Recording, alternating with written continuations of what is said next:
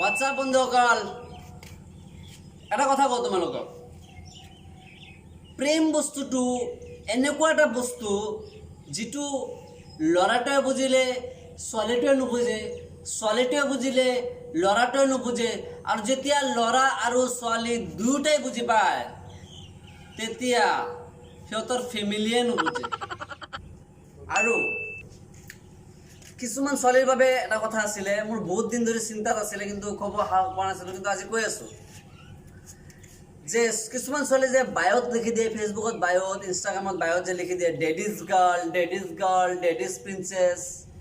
তো তোমালোকৰ কাৰণে এটা কথা আছিলে, তোমালোকৰ কিবা সন্দেহ আছে নেকি, কিবা ডাউট আছে নেকি যে সিহঁতৰ ছোৱালী হয়নে নহয় বুলি?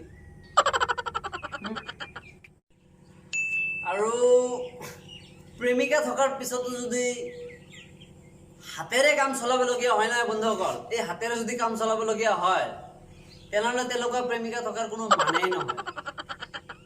সঁচা কথা একদম। ল'ৰা আৰু ছোৱালীৰ মাজত এটা বম ডিফাৰেঞ্চ এটা আছে। সেই ডিফাৰেঞ্চটো হ'ল ল'ৰাৰ মুখ ধুলেই ফ্ৰেছ আৰু ছোৱালীৰ মুখ ধুলেই চেছ, একেবাৰে চেছ। পৃথিৱীৰ সকলোতকৈ কঠিন কামটো কি জানানে নাই?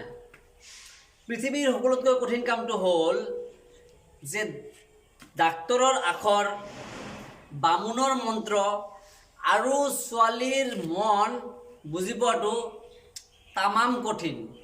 পৃথিৱীৰ সকলোতকৈ কঠিন কাম বুলি মই ভাবোঁ। তোমালোকে কি ভাবা কমেণ্টত জনাবা।